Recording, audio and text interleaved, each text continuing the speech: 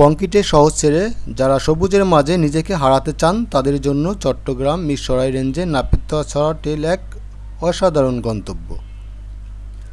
ঝিরিপথ, পিচ্ছিল পাথর, ঘন জঙ্গল আর কয়েকটি নয়নাভিরাম ঝর্ণার সমন্বয়ে গড়া এই টেলটি অ্যাডভেঞ্চার প্রেমীদের কাছে এক কথায় দুর্দান্ত।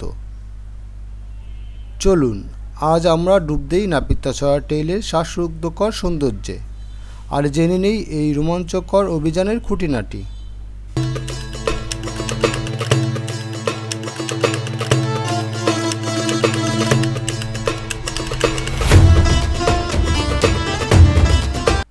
ঢাকা সায়দাবাদ থেকে মাত্র ৩৫০ টাকায় সিডিএম গাড়িতে করে আমরা চলে আসলাম নয়দুয়ার বাজারে। আর এখান থেকে আমাদের গন্তব্য ঝর্ণা থেকে শুরু। এখান থেকে হাঁটা শুরু করলাম। এখান থেকে অটোতে যাওয়া যায়, অটোতে হচ্ছে ২০ টাকা করে নেয়। আর একবারে যেখান থেকে ঝর্ণার ট্রেকিং শুরু হয়, নাপিতছড়া টেলের ট্রেকিং শুরু হয়, সেই পর্যন্ত নিয়ে যায়।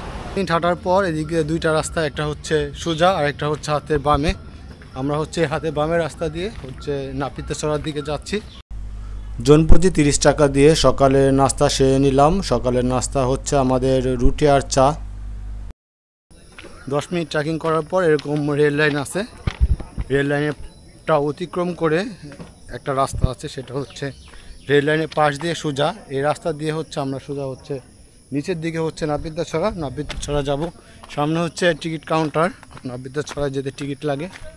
আমরা ওইখান থেকে টিকিট নিয়ে তারপর হচ্ছে ভিতরে ঢুকবো। এই নাপিতছড়া যাওয়ার পথে আর কি জায়গায় জায়গায় এরকম দোকান আছে, দোকানে ব্যাগ রেখে যাওয়া যায়। ব্যাগ রাখতে কোনো টাকা লাগে না, শুধু হচ্ছে দোকান থেকে কিছু খাইলে হয়।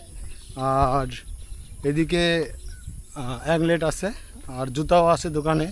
প্লাস্টিকের জুতাগুলো ২০০ টাকা ২২০ টাকা এরকম নেয়। আর হচ্ছে এখানে খাবার অর্ডার কেউ চাইলে দিতে পারে। খাবারের বিভিন্ন প্যাকেজ আছে, ১২০ টাকা থেকে শুরু করে হচ্ছে ৩২০ টাকা পর্যন্ত প্যাকেজ আছে। 3 4 2 আমরা হচ্ছি ৮ জন, ২০ টাকা করে টিকিট, ১৬০ টাকা।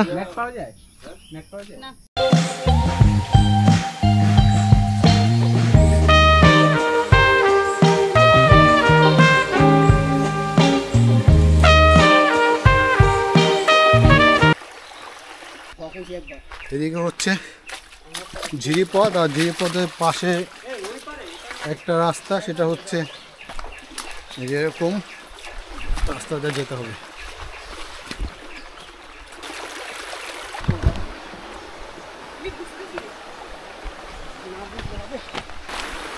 প্রায় ২০ মিনিট ধরে হচ্ছে আমরা ঝিরিপথ দিয়ে ট্রেকিং করতেছি। ঝিরিপথের পানিটা প্রচুর ঠান্ডা। আর হচ্ছে আজকে সকালে এদিকে বৃষ্টি হয়েছে, এই জন্য হচ্ছে পানির পরিমাণটা একটু বেশি। তবে আশা করি যে আজকে হচ্ছে নাপিতছড়ায় পানি পাবো। এটা হচ্ছে আসার রাস্তা। আর আমরা পাহাড়ের উপর দিয়ে আসি নাই, কারণ হচ্ছে আমরা চাচ্ছিলাম যে ঝিরিপথ দিয়ে যাব আর হচ্ছে যে নাপিতছড়ার যে আসল সৌন্দর্য সেটা উপভোগ করব। দীর্ঘ ১ ঘন্টা ট্রেকিং করার পরে মিলবে এই ঝর্ণা। স্থানীয়দের কাছে এটি ঝরঝরি ঝর্ণা নামে পরিচিত। এটা হচ্ছে আমাদের নাপিতছড়া টেলের প্রথম ঝর্ণা। যদিও ঝর্ণায় পানির পরিমাণ কম, কিন্তু দেখতে অসাধারণ। হচ্ছে এই সাইডটা দিয়ে, এটার উপর দিয়ে হচ্ছে আমরা উঠবো। এই যে ঝর্ণাটা এখান থেকে দেখা যায়, ঝর্ণা নামতেছে। আমরা হচ্ছে ঝর্ণার পাশ দিয়ে যে রাস্তাটা, ওই রাস্তাটা উপরে উঠবো। আর হচ্ছে উপরে দেখানোর চেষ্টা করবো।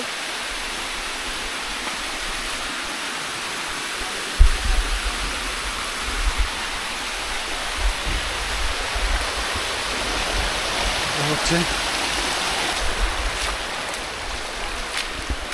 যে উপরে চলে আসছি, এই যে হচ্ছে নিচে হচ্ছে ঝর্ণাটা প্রথম স্টেপ। আমরা হচ্ছে সোজা যাব, গিয়ে হচ্ছে আস্তে আস্তে উপরে উঠবো। এদিকে সোজা রাস্তা হচ্ছে দ্বিতীয় স্টেপে ওঠার।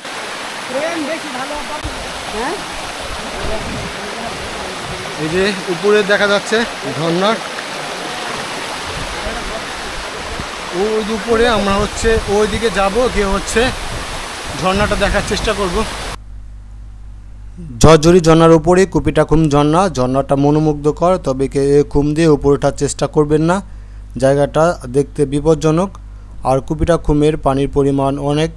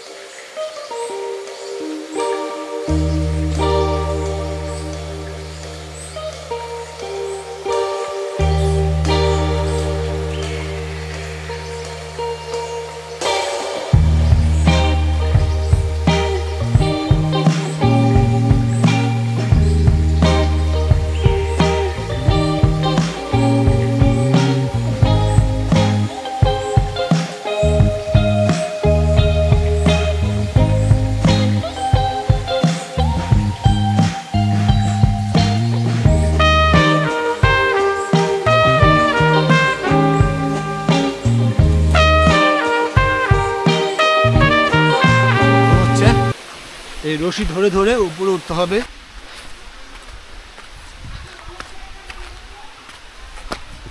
এইদিকে রশি দিয়ে একটা জিনিস ভালো করছে, সেটা হচ্ছে রশি ধরে ধরে আসতে তেমন কষ্ট হয় না। যারা নতুন আসে তারা হচ্ছে রশি রাস্তা দিয়ে প্রথমে আসলে অ্যাডভেঞ্চার যে ফিলটা সেটা এখানে পায়।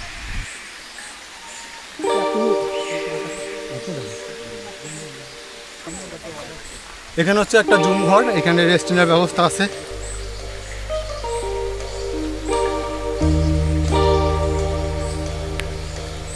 রোমাঞ্চকর টেল, পুরো যাত্রাটাই একটা অ্যাডভেঞ্চার। কখনো আপনাকে হাঁটতে হবে স্বচ্ছ পানির ঝিরিপথ ধরে, আবার কখনো পিচ্ছিল পাথর ডেঙিয়ে এগিয়ে যেতে হবে। চারপাশে সবুজ আর ঝিঝি পোকার ডাক আপনাকে দেবে প্রকৃতির কাছাকাছি থাকার এক অনুভূতি। আমরা হচ্ছে প্রায় 1 ঘন্টা 10 মিনিট ধরে ট্রেকিং করতেছি। কোথাও ঝিরিপথ, কোথাও হচ্ছে কোমর পর্যন্ত পানি, কোথাও হচ্ছে পিচ্ছিল রাস্তাগুলো, কোথাও পাহাড়ে উঁচু নিচু রাস্তা, সব কিছুর ভিতর দিয়ে হচ্ছে ট্রেকিং করতেছি। আর হচ্ছে যেহেতু ঝিরিপথ সেহেতু কষ্ট হচ্ছে না, অসাধারণ ফিল এখান থেকে পাওয়া যায়। ঝিরিপথে হাঁটতে কার না ভালো লাগে। আর ঝিরিপথে যদি হাঁটতে হয়, এই রাস্তাটা, এই নাপিতেশ্বরা টেলটা ম্যাক্সিমাম হচ্ছে ঝিরিপথ, তাহলে অবশ্যই হচ্ছে ঝিরিপথে ট্রেকিং করতে হলে অবশ্যই নাপিতেশ্বরা টেলটা আসা উচিত। আর নাপিতেশ্বরা টেলটা তেমন কষ্ট না, যেহেতু পুরোটা ঝিরিপথ। আর হচ্ছে এই পথটা মানে নাপিতেশ্বরা টেলটা কমপ্লিট করতে সময় লাগে হচ্ছে প্রায় আসা যাওয়া নিয়ে সব কিছু নিয়ে প্রায় 3 ঘন্টা থেকে 3.5 ঘন্টা। এই জন্য হচ্ছে একদিনে হচ্ছে মিশরে 2টা বা 3টা টেল শেষ করা যায়। যদি কেউ নাপিতেশ্বরা আসতে চায় তাহলে আসতে পারে। সাথে হচ্ছে আর 2-1টা যেমন বিলাসী ঝর্ণা আছে সেটাও কমপ্লিট করতে পারে, সোনাইছড়ি টেল আছে, মেলকুম আছে। এইগুলো সব মানে এটার সাথে আর যে কোনো একটা ইজিলি অ্যাড করা যায়। এখন হচ্ছে গুড়ি গুড়ি বৃষ্টি থেকে বৃষ্টিটা জোরে আসতেছে। আর এখানে হচ্ছে 2টা টেল, এটা হচ্ছে এই পাশেরটা হচ্ছে নাপিতেশ্বরা আর এটা হচ্ছে বাঘ বিরিয়ানি। বিরিয়ানি না বিরিয়ানি। ও আচ্ছা, বাঘ বিরিয়ানি। আমরা হচ্ছে তাহলে এখন হচ্ছে যাবো হচ্ছে বাঘ বিরিয়ানিতে। বাঘ বিরিয়ানিটা এইদিকে, এটাই যাবো, কারণ হচ্ছে আরেকটা টিম যেহেতু নাপিতেশ্বরা ঢুকছে, এতগুলো টিম একসাথে ঢুকলে অবস্থা খারাপ হয়ে যাবে। আমার দেহ কালার লাইগারে, আমার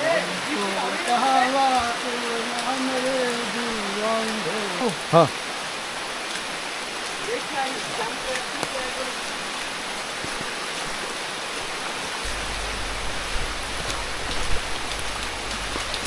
জিরিপথে হাঁটা সাধারণ ট্রেকিংয়ের মতো নয়। এখানে কোনো নির্দিষ্ট রাস্তা নেই, ঝিরি আমাদের পথ। কখনো হাঁটু জল, কখনো কোমর জল, আবার কখনো বিশাল সব পাথরের চাই টোপকে এগিয়ে যেতে হচ্ছিল। পায়ের নিচে শৈবাল জমে থাকা পিচ্ছিল পাথর, তাই প্রতিটা পদক্ষেপ ফেলতে হচ্ছিল খুব সাবধানে। কিন্তু এই কষ্টের মাঝেই লুকিয়ে ছিল স্বর্গীয় প্রশান্তি। দুপাশে উঁচু পাহাড়ের দেওয়াল, ঘন সবুজে গাছপালা দিয়ে ঢাকা, সূর্যের আলো সরাসরি মাটিতে পৌঁছাতে পারছিল না। পাতার ফাঁক গলে সোনাঝরা রোদের কণাগুলো যখন ঝিরি স্বচ্ছ জলে পড়ছিল, তখন মনে হচ্ছিল যেন হাজার হাজার হীরা জল জল করছে। জলের স্রোতের হিমশীতল স্পর্শ আর তার একটানা বয়ে চলার শব্দ ছিল প্রকৃতির নিজস্ব সঙ্গীত। আমরা কিছুক্ষণের জন্য কথা বলা বন্ধ করে শুধু সেই সুর শুনছিলাম। তখনও গুড়ি গুড়ি বৃষ্টি হচ্ছিল, আর বৃষ্টিতে ভিজতে ভিজতে আমরা ঝিরিপথ দিয়ে যাচ্ছিলাম। ক্লান্ত শরীর নিয়ে সেই হিমশীতল জলে ডুব দিতেই যেন সব প্রশান্তি ধুয়ে মুছে গেল। চারপাশে নিস্তব্ধতা, জলপ্রপাতের গর্জন আর প্রকৃতির বিশুদ্ধতা, সব কিছু মিলিয়ে এক অপার্থিব অনুভূতি। মনে হচ্ছিল সময়টা এখানেই থেমে যাক।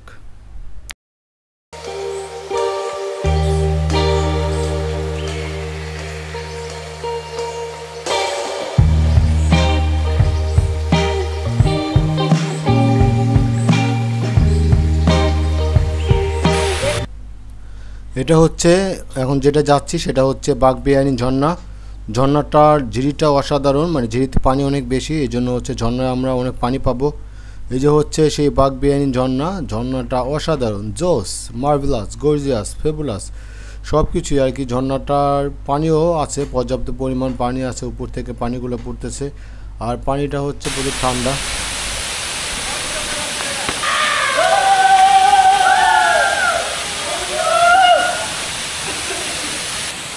অনেকক্ষণ পর হচ্ছে ঝর্ণায়, এটা হচ্ছে বাগবিয়ানিতে পানি দেখতে পেলাম, মোটামুটি ভালোই পানি আছে।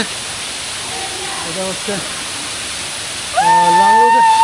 লাংলোকের মতো হচ্ছে অনেকটা উঁচু এই ঝর্ণাটা।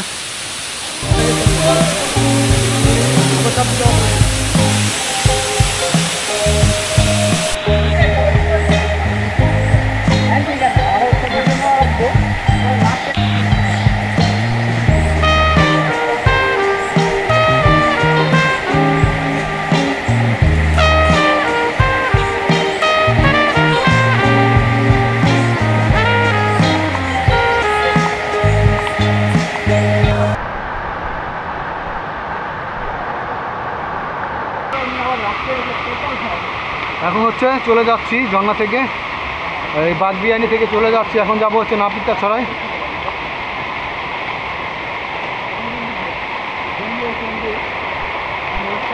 পানিটা বাড়ছে, এখন ফ্লাড হওয়ার সম্ভাবনা আছে। কোন জায়গায় বৃষ্টি হয় তার ঠিক নাই। আমাদের নাম তো এই সাইডটা আসছিলাম, এই সাইডটা।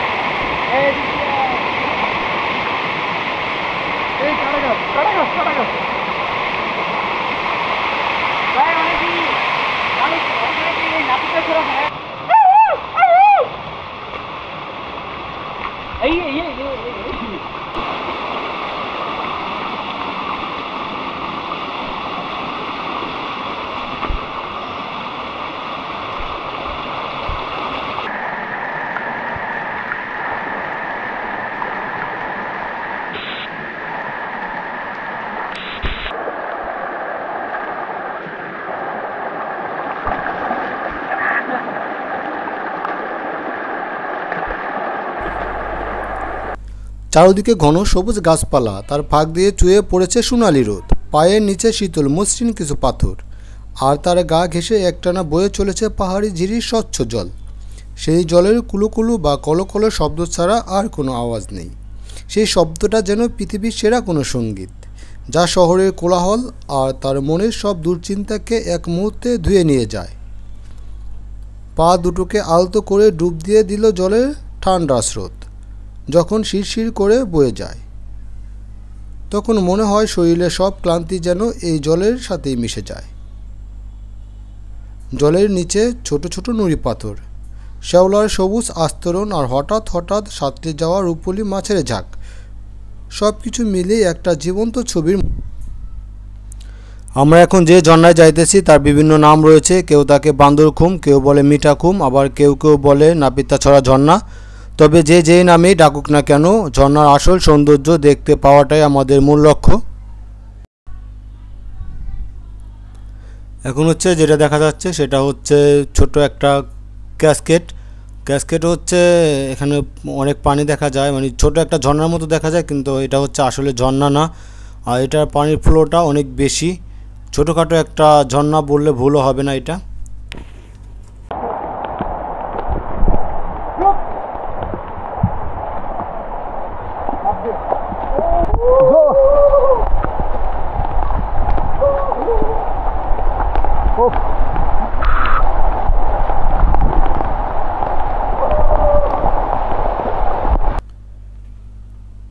অ্যাডভেঞ্চার প্রিয় পর্যটকের কাছে নাপিতাছড়া ঝর্ণা বর্তমানে বেশ জনপ্রিয় একটি নাম।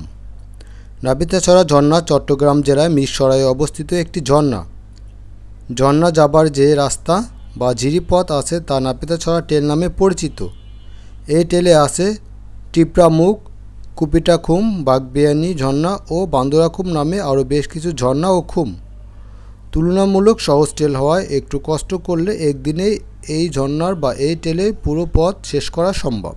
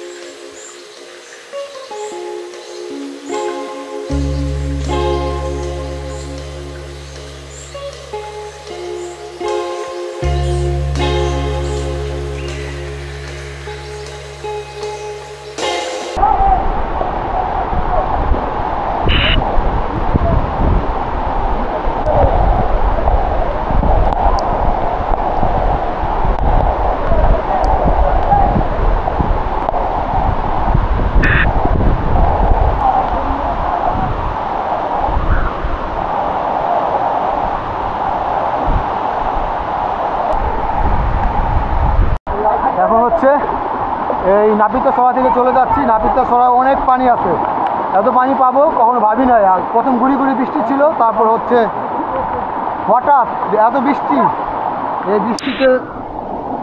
এই বৃষ্টিতে নাপিতা সরায় হচ্ছে প্রচুর পানি এখন।